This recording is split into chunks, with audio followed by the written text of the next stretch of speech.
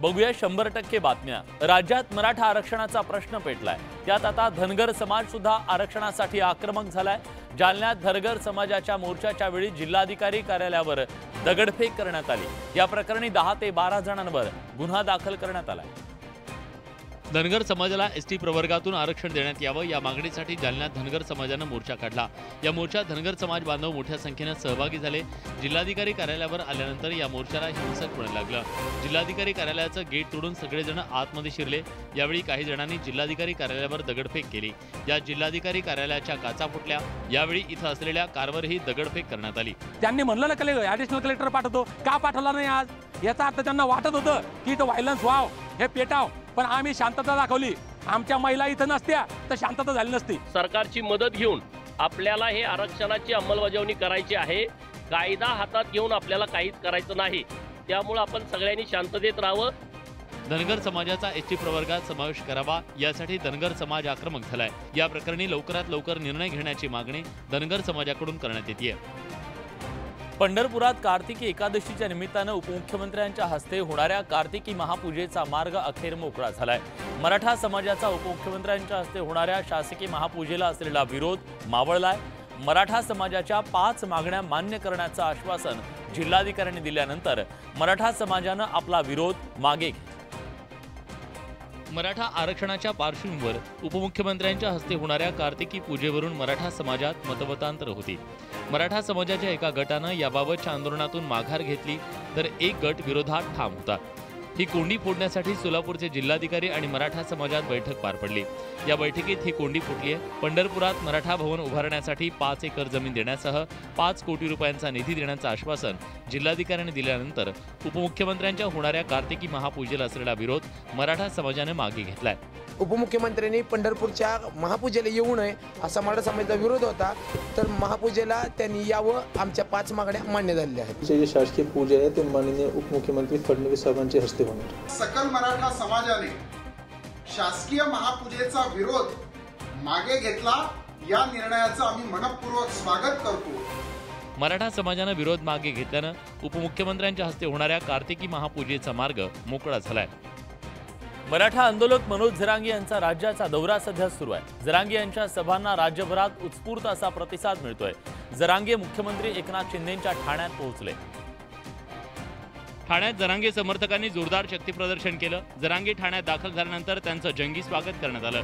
25 जेसीबीच्या माध्यमातून त्यांच्यावर फुलांची उधळण करण्यात आली। यावेळी मराठा बांधवांनी बाईक रॅली काढली। यावेळी मनोज जरांगे यांच्या समर्थनार्थ घोषणाबाजी करण्यात आली। यावेळी जरांगे यांनी सरकारवर हल्लाबोल केला। याचा अर्थ तुम्ही त्यांना पाठबळ द्यायला, तुम्हाला जाती जाती तेढ निर्माण करून मग सरकारलाच दंगली भडकून आणायच्यात का काय, असा अर्थ आहे त्याचा? सरकारनं मराठ्यांचा अंत पाहू नये असं जरांगे म्हणाले। मला अंतरवालीला जायच्या आत टाइम बॉन्ड पोहोच करा, नसता मी माझी भूमिका जाहीर करीन। यावेळी जरांगेंनी भुजबळांवर निशाणा साधला। वैचारिक विरोध असला पाहिजे, वैचारिक मतभेद असले पाहिजे, तेढ निर्माण होईल असे वक्तव्य केले। तेव्हापासून त्या व्यक्तीला सुद्धा आता मराठ्यांचा विरोध आहे। मुख्यमंत्र्यांच्या ठाण्यातच जरांगे यांनी सरकारला इशारा दिला। आता सरकार यावर काय भूमिका मांडतं हे पाहावं लागेल। जालन्याचे तत्कालीन पोलीस अधीक्षक तुषार दोशींची पुण्यात सीआयडीच्या अधीक्षकपदी बदली झाल्यानंतर आता राजकारण पेटलंय। तुषार दोशींना मराठ्यांना मारल्याचं बक्षीस मिळालं अशी संतप्त प्रतिक्रिया मनोज जरांगे पाटलांनी व्यक्त केली आहे। तर छगन भुजबळ यांनी तुषार दोशींना संयम ठेवल्याचं बक्षीस मिळालं असं वक्तव्य केलं। अंतरवाली सराटीत 1 सप्टेंबर रोजी मराठा आंदोलकांवर लाठीचार्ज झाल्यानंतर त्याचे अनेक ठिकाणी संतप्त पडसाद उमटले। मराठा समाजानं तत्कालीन पोलीस अधीक्षक तुषार दोशींना निलंबित करण्याची मागणी केली। वाढता रोष लक्षात घेऊन तत्कालीन पोलीस अधीक्षक तुषार दोशींना अखेर सक्तीच्या रजेवर पाठवण्यात आलं आणि आता 2.5 महिन्यानंतर तुषार दोशींची पुणे सीआयडी विभागाच्या अध्यक्षपदी बदली करण्यात आली आहे। मारल्याची बक्षिसी दिली असेल मला माहिती नाही, मी माहिती घेतो।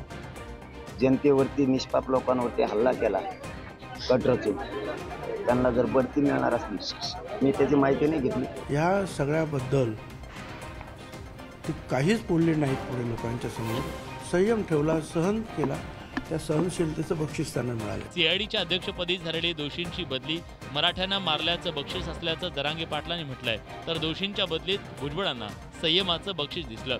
एकंदरीत तुषार दोषींच्या बदलीच्या मुद्द्यावरून सुरू झालेलं राजकारण चांगलंच पेटणार असल्याचं स्पष्ट झालंय।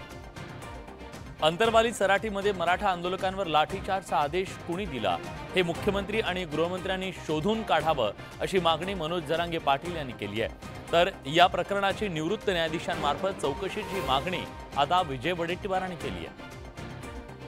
1 सप्टेंबर रोजी अंतरवाली सराटीत मराठा आरक्षणासाठी आंदोलन करणाऱ्या आंदोलकांवर झालेल्या लाठीचार्जचा मुद्दा पुन्हा ऐरणीवर आलाय। मराठा आंदोलकांवर लाठीचार्ज करण्याचा आदेश गृहमंत्री देवेंद्र फडणवीस यांनी दिला नव्हता अशी माहिती अधिकारातून समोर आलं। त्या पार्श्वभूमीवर लाठीचार्जचा आदेश देणारी ती शक्तिशाली व्यक्ती कोण असा सवाल करत मनोज जरांगे पाटील यांनी त्याचा सरकारनं शोध घ्यावा अशी मागणी केली। तर या प्रकरणी विरोधकांनी निवृत्त न्यायाधीशामार्फत चौकशीची मागणी केली। सरकार इतकी शक्ती असणारा अधिकारी कोण, कारण त्यालाही बडतर्फ करून त्याची चौकशी करून तो मधला कोण हे शोधला पाहिजे।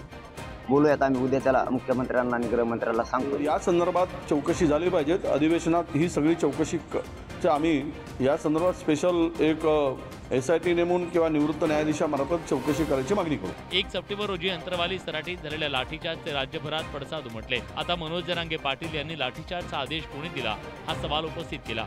परिणामी हा मुद्दाही पुन्हा गाजणार असल्याचं स्पष्ट झालंय। राज्यात सध्या आरक्षणाच्या मुद्द्यावरून वातावरण तापलेलं आहे। मराठ्यांना सरसकट कुणबी दाखले देण्याची मागणी मनोज जरांगे यांनी केली आहे, तर ओबीसी नेत्यांनी या मागणीला ठाम विरोध दर्शवलाय। राज्यात मराठा आणि ओबीसी राजकारणावरून नेत्यांमध्ये वादाची ठिणगी पडल्याचं दिसतंय।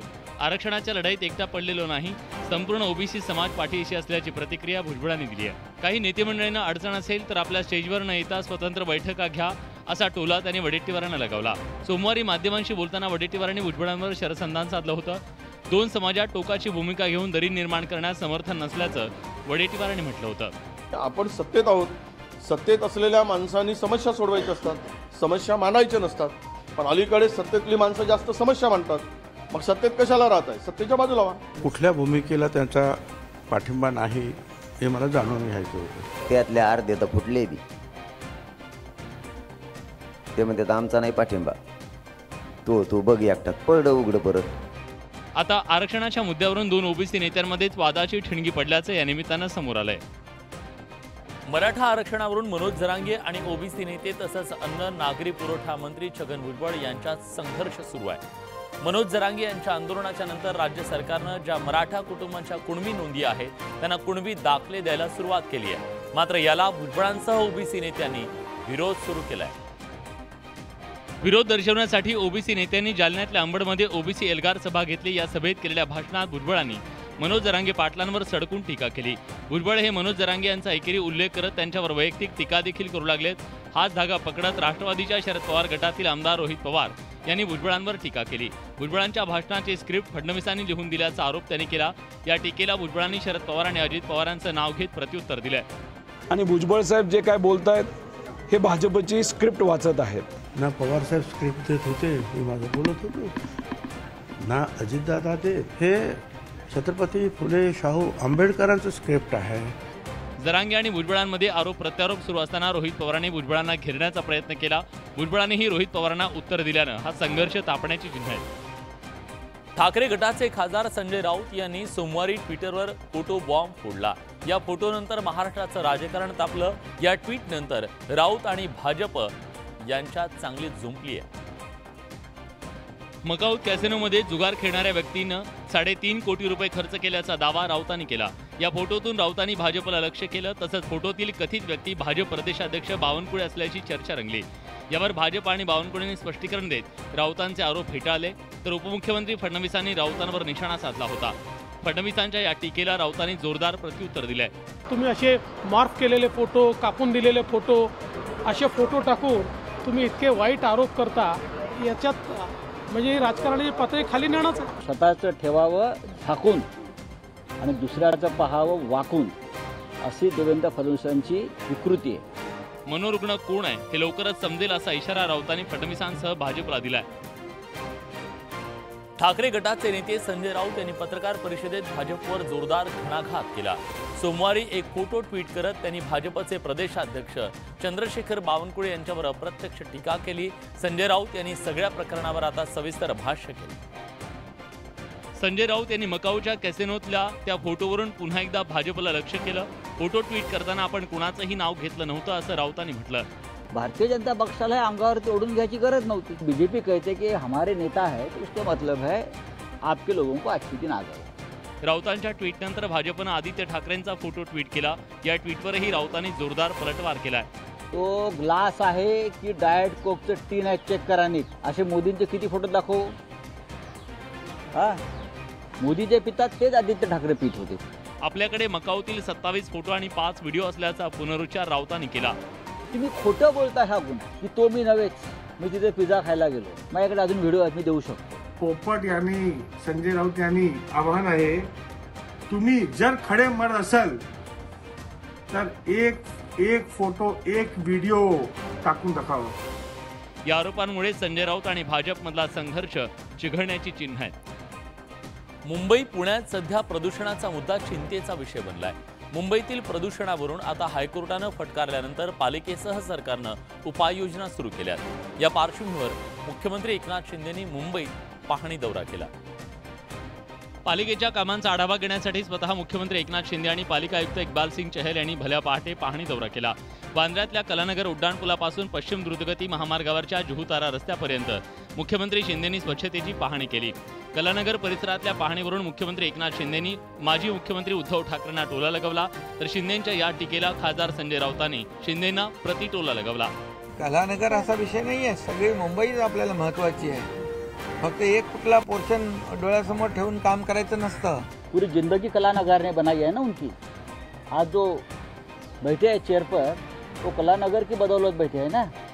धूळ आणि वाढत्या प्रदूषणाच्या पार्श्वभूमीवर मुख्यमंत्री एकनाथ शिंदेंचा पाहणी दौरा होता, मात्र त्यावरून राजकारण तापल्याचं पाहायला मिळत आहे. गेल्या काही दिवसांपासून जायकवाडीचा पाणी प्रश्न पेटलाय. उत्तर महाराष्ट्राच्या धरणातून जायकवाडीत पाणी सोडण्याला उत्तर महाराष्ट्रातून तीव्र विरोध होतोय. या प्रकरणी दाखल झालेल्या याचिकेवर सुप्रीम कोर्टानं एक मोठा निर्णय दिलाय. मराठवाड्यात यंदा अपेक्षित पाऊस झाला नाही, त्यामुळे अहमदनगर आणि नाशिक जिल्ह्यातील समूह धरणांमधून मराठवाड्याला म्हणजे जायकवाडी धरणामध्ये 8.6 TMC पाणी सोडण्याचा निर्णय गोदावरी मराठवाडा पाटबंधारे विकास महामंडळानं दिला. मात्र 20 दिवसानंतरही पाणी सोडण्यात आलं नसल्यानं मराठवाड्यातील नेते आक्रमक झाले. या विरोधात मराठवाड्यातील सर्वपक्षीय आमदारांनी सोमवारी आंदोलन केलं. तर दुसरीकडे उत्तर महाराष्ट्रात कमी पाऊस झाल्यानं जायकवाडीत पाणी सोडण्यात येऊ नये अशी भूमिका उत्तर महाराष्ट्रातल्या नेत्यांनी घेतली. या प्रकरणी सुप्रीम कोर्टात याचिका दाखल करण्यात आली. या सुनावणीच्या दरम्यान सुप्रीम कोर्टानं मुंबई हायकोर्टाचा निर्णय कायम ठेवला. पाणी सोडण्याला जरी स्थगिती दिलेली नसेल तरी पुढील सुनावणी ही 12 डिसेंबरला आहे.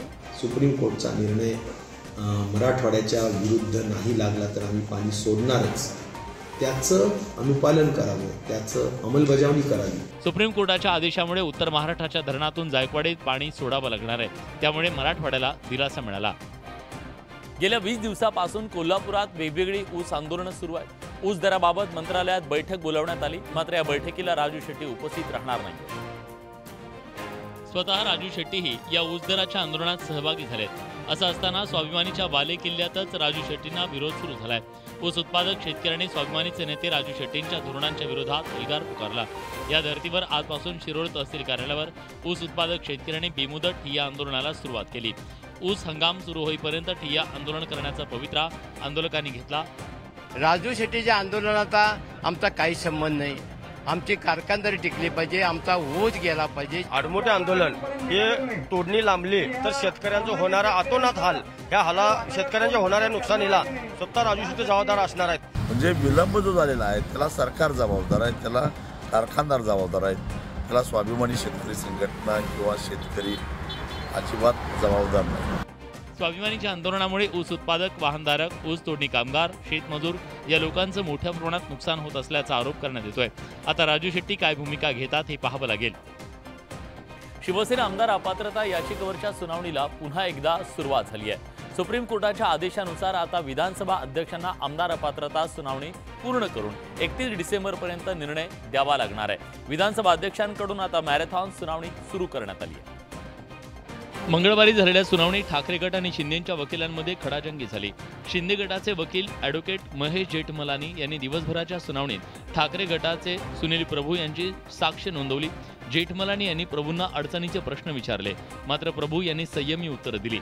वेळ काढूपणा त्याच्यातल्या त्यात केला जातोय, परंतु किती जरी त्यांनी वेळ काढला तरी त्यांना 31 तारखेच्या आतमध्ये हे जजमेंट द्यायचंच आहे. 22 नोव्हेंबरपासून 24 नोव्हेंबरपर्यंत या प्रकरणी सुनावणी होणार आहे। त्यानंतर 3 दिवसांच्या सुट्टीनंतर 28 नोव्हेंबर ते 3 डिसेंबर सलग 7 दिवस सुनावणी होईल। यात शिवसेनेच्या दोन्ही बाजूकडील आमदारांच्या साक्षी नोंदवण्यात येणार आहेत। त्याशिवाय व्हीप बजावणाऱ्या कार्यालयाच्या कर्मचाऱ्यांची साक्ष नोंदवण्यात येणार असल्याची माहिती मिळते। शिवसेना आमदार अपात्रता प्रकरणी विधानसभा अध्यक्षांच्या समोरच आता सुनावणी पार पडली। यावेळी सुनील प्रभू यांची साक्ष नोंदवण्यात आली। यावेळी शिंदेचे वकील महेश जेठमलानी यांनी सुनील प्रभूंना काही प्रश्न विचारले। शिंदेच्या वकिलांनी प्रश्न विचारला, प्रभू तुम्ही याचिका इंग्रजीत दाखल केल्यात का?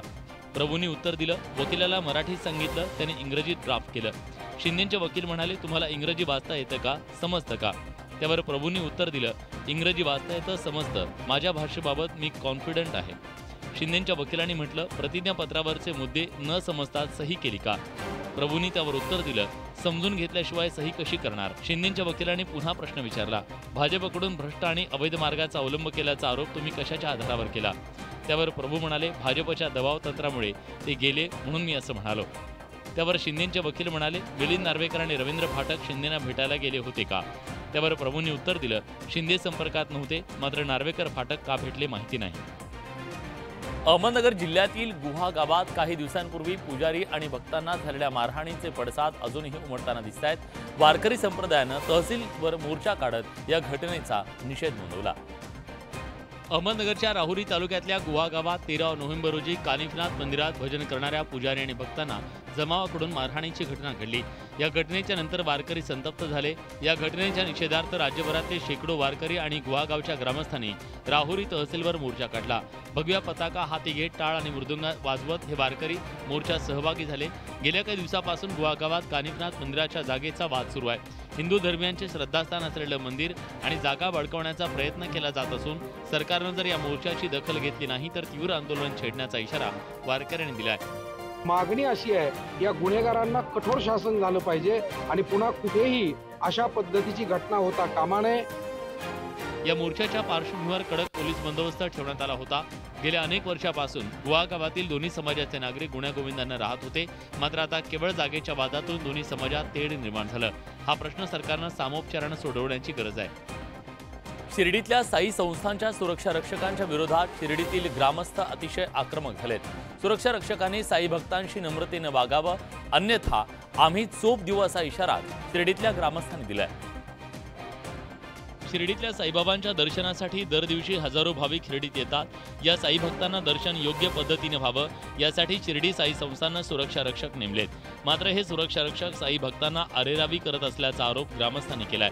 सुरक्षा रक्षकांनी साई भक्तांशी नम्रतेनं वागावं अशी मागणी ग्रामस्थांनी केली आहे। या प्रकरणी शिर्डीतल्या ग्रामस्थांनी मुख्य कार्यकारी अधिकाऱ्यांची भेट घेतली। यात त्यांनी तक्रारींचा पाढा वाचला। मंदिर परिसराचे 4ही गेट इन आउट सुरू करावे यासह विविध मागण्याही ग्रामस्थांनी मांडल्या। इथून पुढे जर कर्मचाऱ्यांनी साई भक्तांना आरेदारीची भाषा केली किंवा लोटालाटीचा प्रयत्न केला, हे फक्त आमच्या कानावर येऊ द्या।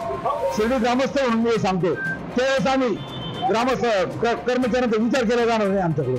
शिर्डीतल्या ग्रामस्थांनी केलेल्या मागण्यांबाबत प्रशासन काय निर्णय घेतं याकडे शिर्डीतल्या ग्रामस्थांचं लक्ष लागलंय। कार्तिकी यात्रेसाठी वारकऱ्यांनी आतापासूनच पंढरपूरकडे प्रस्थान सुरू केलंय।